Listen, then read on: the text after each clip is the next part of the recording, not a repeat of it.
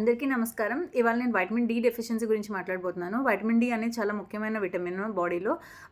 ఇది fat soluble vitamin. నార్మల్‌గా ఇది మనకి సన్‌లైట్ వల్ల లభిస్తుంది అనమాట.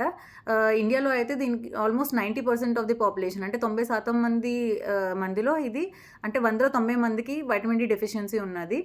దీనికి గల ముఖ్య కారణాలు ఏంటి అంటే, ఒకటి జీర్ణకోశ సమస్యలు ఉన్నవాళ్ళు అంటే coeliac disease, short bowel disease, ఇంకా మాల్ అబ్జార్ప్షన్ సిండ్రోమ్స్ వీళ్ళలో వైటమిన్ డి అబ్జార్ప్షన్ జరగదు.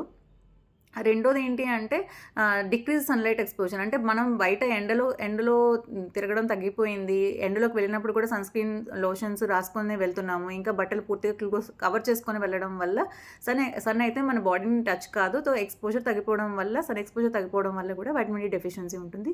ఇంకా ఎవరిలో అయితే కిడ్నీ ఫెయిల్యూర్ లేకపోతే లివర్ ప్రాబ్లమ్స్ ఉంటాయో వాళ్ళలో కూడా వైటమిన్ డి ప్రొడక్షన్ అనేది తగ్గిపోతుంది. దాంతో పాటు కొన్ని మందులు వాడడం వల్ల ఈ వైటమిన్ డి అబ్జార్ప్షన్ తగ్గించేస్తాయన్నమాట. వైటమిన్ డి తక్కువ ఉంటే ఏంటి ఇబ్బంది అనేది చెప్పబోతున్నాను. మెయిన్‌గా ఏమవుతుంది అంటే మనకి బాడీ పెయిన్స్ ఉంటాయి. ఈజీగా అలసిపోతూ ఉంటాము. చిరాకుగా ఉంటుంది. డిప్రెషన్ లాంటి సింప్టమ్స్ ఉంటాయి. ఇరిటేషన్ బాగా వస్తుంది. ఇరిటబుల్‌గా ఉంటాం.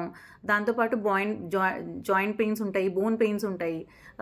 సివియర్‌గా డెఫిషియన్సీ ఉన్న వాళ్ళలో ఏమవుతుంది అంటే చిన్నపిల్లల్లో అయితే రికెట్స్ అండ్ ఆస్టియోమలేసియా, పెద్దవాళ్ళలో అయితే ఆస్టియోపోరోసిస్ అండ్ ఆస్టియోమలేసియా. అంటే ఫ్రాక్చర్ రిస్క్ ఎక్కువ ఉండే ఛాన్సెస్ ఉంటది. పడిపోవడం, చిన్నగా దెబ్బలు తగిలినా కూడా ఫ్రాక్చర్ అయ్యే ఛాన్సెస్ చాలా ఎక్కువ ఉంటాయి. మెయిన్‌లీ పోస్ట్ మెనోపాజల్ అంటే పీరియడ్స్ ఆగిపోయిన వాళ్ళలో. మంత్లీ అంటే ఎవరికైతే మెన్సెస్ ఆగిపోతుందో 45 ఏళ్ళు, 50 ఏళ్ళు దాటిన వాళ్ళలో ఫ్రాక్చర్ రిస్క్ ఎక్కువ ఉండే ఛాన్సెస్ ఉంటుంది. వైటమిన్ డి తక్కువ ఉండడం వల్ల దాంతోపాటు వాళ్ళకి ఈస్ట్రోజన్ హార్మోన్ కూడా తగ్గిపోవడం వల్ల ఈ ఛాన్స్ ఉంటుంది. ఇంకా ఒబేసిటీ అంటే ఊబకాయం ఉన్న వాళ్ళలో కూడా వైటమిన్ డి డెఫిషియన్సీ ఉండే ఛాన్సెస్ ఎక్కువ ఉంటుంది. ఒక ర్యాండమైజ్ కంట్రోల్ స్టడీ జరిగింది యూఎస్ఏలో. జోయాన్ ఎటాల్ అనే ఒక సైంటిస్ట్ వాళ్ళు కండక్ట్ చేశారు.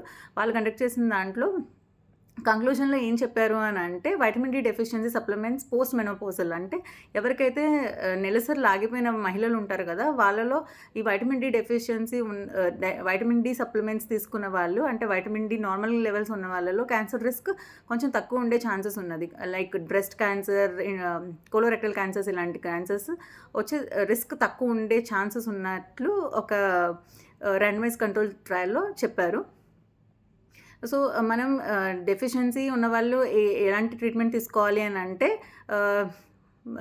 వీక్లీ టాబ్లెట్స్ దొరుకుతాయి మనకి. టాబ్లెట్స్ కాకపోతే పౌడర్ లాంటిది శాషేస్ దొరుకుతాయి. సో, 60,000 ఇంటర్నేషనల్ యూనిట్స్ ఉంటుంది ఒక క్యాప్సూల్‌లో కానీ, ఒక శాషేలో కానీ. అది పాలల్లో కలుపుకొని తాగడం. లేదు అంటే టాబ్లెట్ అయితే డైరెక్ట్‌గా టాబ్లెట్స్ తీసుకోవచ్చు.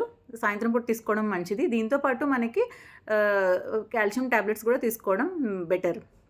నార్మల్‌గా మన హ్యూమన్ బాడీకి ఒక రోజుకి 1 గ్రామ్ కాల్షియం అవసరం ఉంటుంది.